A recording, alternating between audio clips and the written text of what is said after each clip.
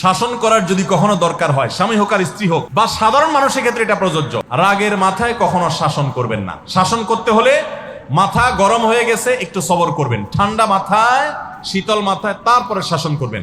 যখন রাগ উঠছে তখন কিছু বলতে যাবেন না। আপনার রাগ উঠছে আজকে, আপনি নিয়ত করেন আগামী 24 ঘন্টা পর এটার আমি বিচার করব, একটা বিহিত করব, এটার আমি কিছু একটা করে ছাড়বো। 24 ঘন্টা টাইম নেন, ইনশাআল্লাহ আপনি নিশ্চিত থাকেন 24 ঘন্টা পর যদি আপনি এটা নিয়ে বসেন, তাহলে আপনার এই বসাটা অনেক বেশি হবে ন্যায়সঙ্গত। এটাতে কোনো প্রকার সীমালঙ্ঘন থাকবে না, রাগের চোটে অন্যায় আচরণ হবে না, জুলুম হবে না, বাড়াবাড়ি হবে না, যথাযথ শাসন হবে। যে কোনো মানুষের ক্ষেত্রে এটা প্রযোজ্য। আপনার একটা ছেলে এমন কোন অন্যায় কাজ করছে, আপনি এখন তাকে মাথা হট হয়ে গেছে, এখন শাসন করতে গেলে জুলুম হয়ে যেতে পারে। একটু সবর করেন, সময় নেন, দেখবেন রাগটা প্রশমিত হয়ে লেভেলে চলে আসছে। এরপরে যদি শাসন করেন দেখবেন জুলুম হবে না। তো স্বামী স্ত্রী উভয়ের ক্ষেত্রে একই কথা প্রযোজ্য। ঝগড়া যখন করতে মন চায়, মেজাজ যখন গরম হয়, তখন না করে একটু পরে করেন। আমি সৌদি আরবে প্রবাসে যখন ছিলাম, আমি দেখেছি অনেক বাংলাদেশি ভাইয়েরা, তখন নেটের এত বেশি প্রচলন ছিল না, তারা মোবাইলে একটার পর একটা কার্ড রিচার্জ করতো 50 রিয়াল 100 রিয়াল দিয়া। কেন? শুধুমাত্র বউয়ের সাথে ঝগড়া করার। কিসের জন্য?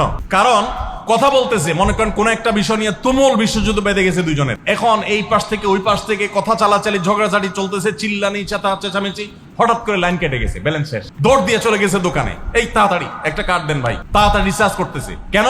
তাকে এখন কি করতে হবে? অসমাপ্ত ঝগড়ার সেকেন্ড ইনিংস শেষ করতে হবে। আবার কার্ড শেষ হয়ে যাচ্ছে, ইনিংস ঘোষণা হয়ে গেছে, আবার যায় সে কার্ড রিচার্জ করে থার্ড ইনিংসে ঝগড়া করছে। কত বড় বেকুব চিন্তা করে, কত বড় নির্বুদ্ধিতা। এই ঝগড়াটা স্বামী স্ত্রী দুই জায়গায় থাকেন, ফোনে যদি ঝগড়া হয়, আমি বুদ্ধি দেই যে ফোনটা যখনই দেখলেন যে ঝগড়া শুরু হয়ে গেছে, তখন সাথে সাথে মোবাইলটা অফ করে ফেলা, অফ করে 3 দিন মাত্র রাখে, অন্য একটা নাম্বার বাটন ফোন দিয়ে আপাতত অফিসের কাজ কাম ছাড়েন, আর বইয়ের সাথে যোগাযোগের নাম্বারটা 3 দিনের জন্য বন্ধ রাখে। 3 দিন পরে মোবাইলটা আস্তে করে ওপেন করে এবার নিয়তি করেন যে ঝগড়া এটাই হবে। বরে বলবেন, দেখো তোমার সাথে ঝগড়া এখানে এই পর্যন্ত থামতেছে, আমরা এখান থেকে আবার শুরু করবো ইনশাল্লাহ 3 দিন পর।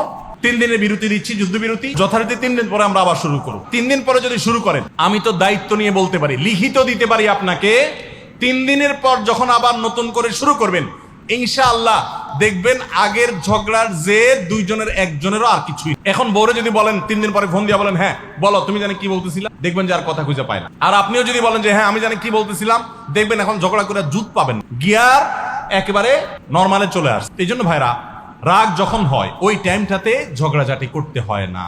তাহলে সেক্ষেত্রে দাম্পত্য জীবনে অশান্তি থেকে অনেকখানি বাঁচা যায়। যে ঠিক আছে আমরা ঝগড়া করবো, এই বিষয়ে আমরা এখন কথা বলবো না, কালকে কথা বলবো, একটু অপেক্ষা করেন, উভয়ের জন্য সেখানে কল্যাণ থাকে। আল্লাহ তাআলা আমাদের সবাইকে এসব বিষয়গুলোকে দেখে মেনে চলার তৌফিক দান করুন। শাসন করার যদি কখনো দরকার হয়, স্বামী হোক আর স্ত্রী হোক বা সাধারণ মানুষের ক্ষেত্রে এটা প্রযোজ্য।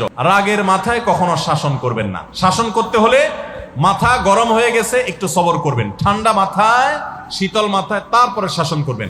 যখন রাগ উঠছে তখন কিছু বলতে যাবেন না। আপনার রাগ উঠছে